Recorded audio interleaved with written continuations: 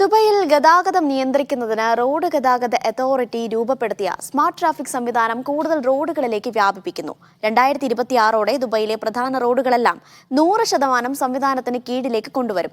Intelligent traffic systems വിപുലീകരണ പദ്ധതിയുടെ രണ്ടാം ഘട്ടത്തിന്റെ രൂപകൽപ്പനയും പഠനവും ആരംഭിച്ചതായി അധികൃതർ അറിയിച്ചു.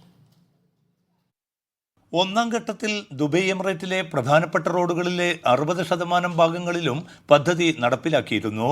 ഇത് മുഖേന നിലവിൽ 480 കിലോമീറ്റർ റോഡ് ശൃംഖല സംവിധാനത്തിന് ചുവടെ കൊണ്ടുവരാനായി. രണ്ടാം ഘട്ടം കൂടി പൂർത്തീകരിക്കുന്നതോടെ 710 കിലോമീറ്റർ പരിധിയിൽ പദ്ധതി നടപ്പിലാകും. പദ്ധതിയുടെ ആദ്യഘട്ടത്തിൽ 116 നിരീക്ഷണ ക്യാമറകൾ സ്ഥാപിച്ചിരുന്നു. ഇതിനു പുറമെ അപകടങ്ങൾ നിരീക്ഷിക്കാനും വാഹനങ്ങളുടെ എണ്ണമെടുക്കാനുമുള്ള 100 ഉപകരണങ്ങളും സ്ഥാപിച്ചു. ഇതോടെ ആകെ സംവിധാനത്തിന് ചുവടെ വരുന്ന ക്യാമറകളുടെ എണ്ണം 311ഉം നിരീക്ഷണ ഉപകരണങ്ങളുടെ എണ്ണം 227ഉമായി ഉയർന്നു. പദ്ധതിയുടെ പ്രാരംഭഘട്ടത്തിൽ 112 വേരിയബിൾ മെസ്സേജ് സൈനുകൾ സ്ഥാപിച്ച് റോഡിന്റെ അവസ്ഥയെക്കുറിച്ച് തത്സമയ വിവരങ്ങൾ ശേഖരിക്കുന്നുണ്ട്.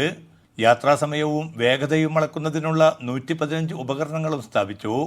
17 കാലാവസ്ഥാ സെൻസർ സ്റ്റേഷനുകളും 660 കിലോമീറ്റർ വൈദ്യുതി ലൈനുകളും 820 കിലോമീറ്റർ നീളമുള്ള ഫൈബർ ഒപ്റ്റിക് ശൃംഖലയും ഈ ഘട്ടത്തിൽ നിർമ്മിച്ചതായും RTA അധികൃതർ വെളിപ്പെടുത്തി. Media 1 Dubai.